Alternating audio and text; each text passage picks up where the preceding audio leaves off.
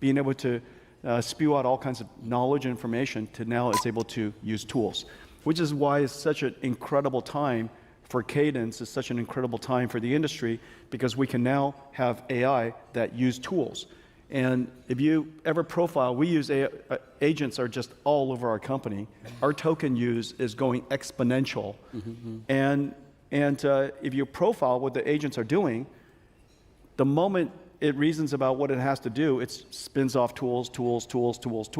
And we got all kinds of agents, and we're working with you on chip design agents, and we're going to have all kinds of ASIC designer agents, whether it's verification, which is the first one, chip stack, and analog chip designers, back-end chip designers. We're going to have all kinds of agents, and the thing that's going to be incredible is the tool use of the EDA industry. The tool use of Cadence is just going to skyrocket.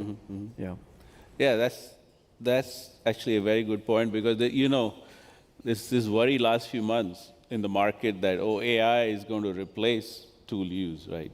So this. Yeah, that's right. And there are, of course, software companies are now categorized. You need to categorize software companies a little bit better. There's some software companies that are focused on workflow automation.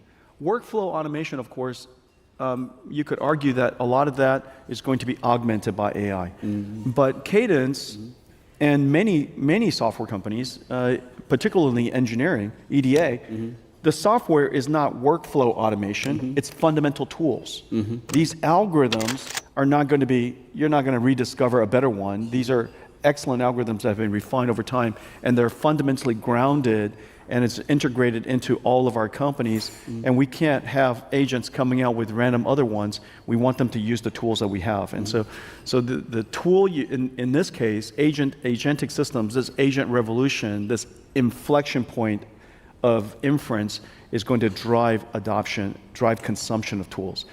Your industry and my industry is limited by one thing, which is the number of ASIC designers we have. In my case, the number of ASIC designers we have limits how many products we could create.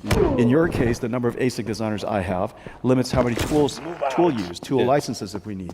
Well, the number of ASIC designers is likely to increase by 1,000 times in the near future. And so this is going to be an extraordinary time for tool industries like yours.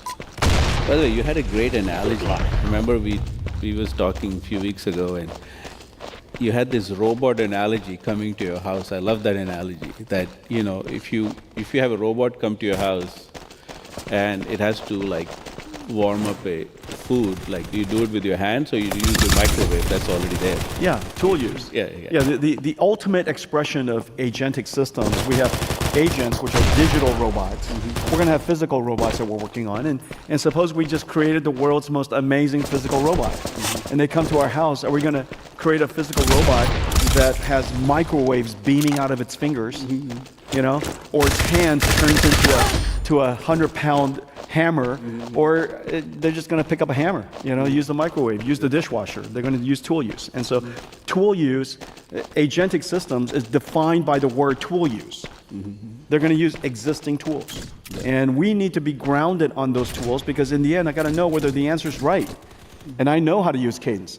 And so if it uses Cadence, and I use Cadence, and everything is put back into Cadence, then I can come back and I can verify it, I could collaborate with it, I can fine-tune it, so on and so forth. And Jensen, it's great to work. Of course, you are always ahead of, the one thing remarkable about you is not just, AI outside, but, you're driving the industry, but also how much you apply inside to improve your own. And of course, we have worked with NVIDIA for a long time to always try to improve the design process. And so we announced ChipStack, as you may know, a couple of months ago, and with NVIDIA, and like Jensen, you're saying, the first use case was RTL and verification, because that's kind of a natural thing. And this agent knows PCI Express protocol, which is extremely complex, by the way, and memory interface protocols and CXL protocols, and basically the APIs of chips. This agent specializes in the language of chips and understands all the complicated protocols, and it's built on top of that understanding so that it could do verification with us. Yeah, it's really incredible. Nothing is more frustrating than a PCI Express bug. Yeah, exactly. Because verification, you that's chase one that thing. one forever. Do you guys agree? One thing remarkable about chip design is how much effort we put in verification. Yeah. You know, because of course, software industry there's 100 to 1. Yeah. It takes one person to design it, 100 engineers to fix it. And that's something that the software industry doesn't do as much, right? Like the pure software. But in chip design, with RTL design, the verification part is super critical. Yeah. So of course, we are very glad to work with you and your team on ChipStack. But now, in the last few We have a months, bunch of engineers. They have Yeah. all these different names, and then we have a bunch of engineers. The name's Cadence, yeah, exactly. and they're on Slack channels with us. Virtual engineers. Virtual engineers, and I love that all the email addresses that start with Cadence. They do exactly what I want. Yeah, exactly. But Jensen, even the real engineers from I work with them Cadence 24/7. In the future, my Slack channel will be 99% Cadence. Yeah, thank you. Yeah. I got Cadence agents talking to other Cadence agents. By the way, even the real Cadence employees do what you want, not just the agent. Guys, thank you. Now, more recently, we have two new super agents, Yeah. that we're working with NVIDIA. Yeah. Of course, the back end, Yeah. because, what I keep hearing from customers, like especially NVIDIA, you have this amazing cadence now every year, and the chips get bigger, so the amount of PD work goes up in the back end. Yeah. And then the other big thing is analog. Analog design has always been very difficult to automate. Yeah. So we have this new Virtuoso agent, ViraStack, that we work with your That's team. right. So I'm super excited to what happened in these two new areas apart from Yeah, chips. those are really great choices. The challenge with physical design, there's an impression for people that are outside the industry that we design the chip, and then at some point you have a net list, and you take that net list and you do place and route. Well, these chips are so large. If you think about chips the way you think about cities, each one of our chips is like all the cities in the world combined, and you're doing city planning while the buildings are being created, while everything is being designed. And so we plan physical design from practically the beginning of the design process, because that's how long it takes. You're in the physical design process for 2 years.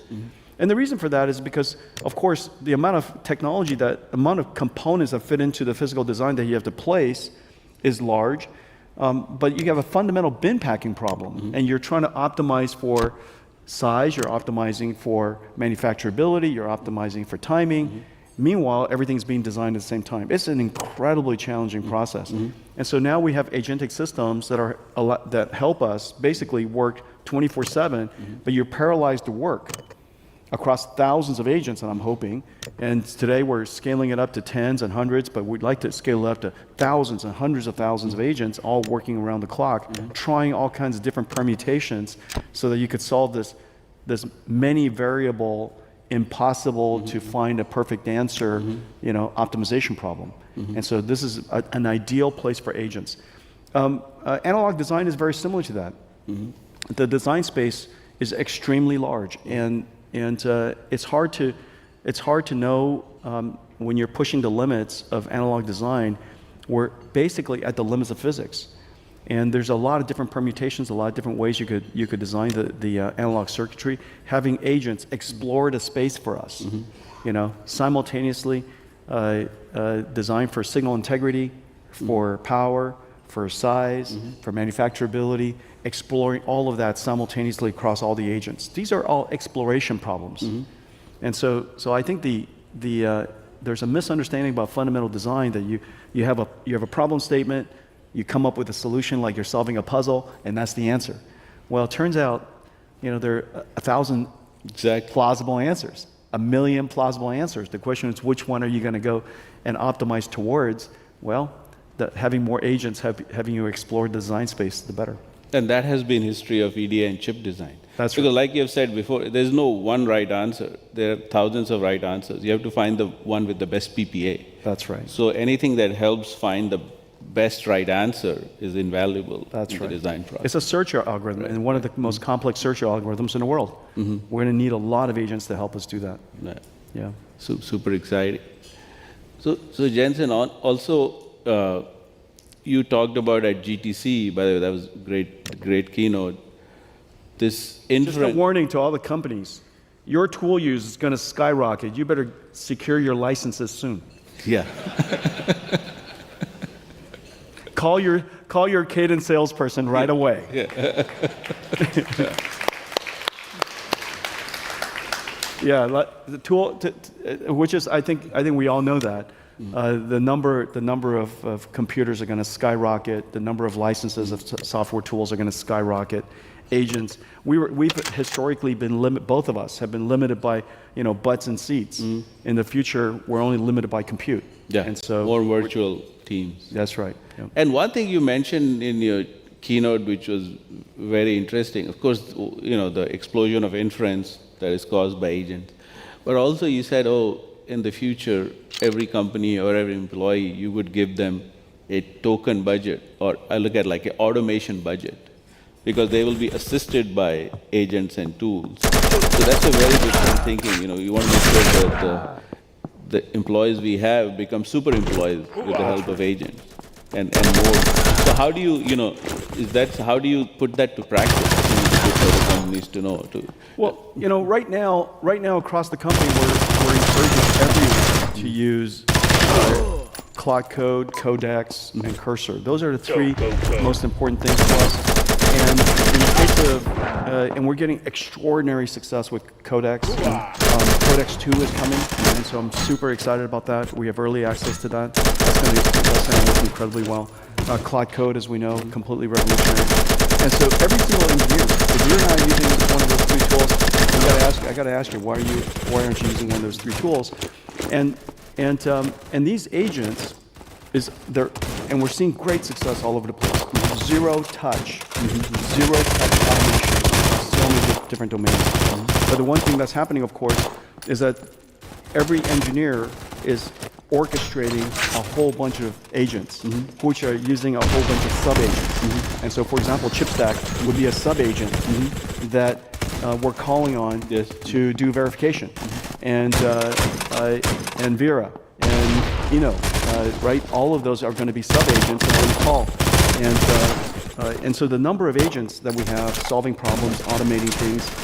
And yesterday I heard, I won't describe too much what we're actually doing with it, but converting from one code base to another code base, completely functional, zero touch.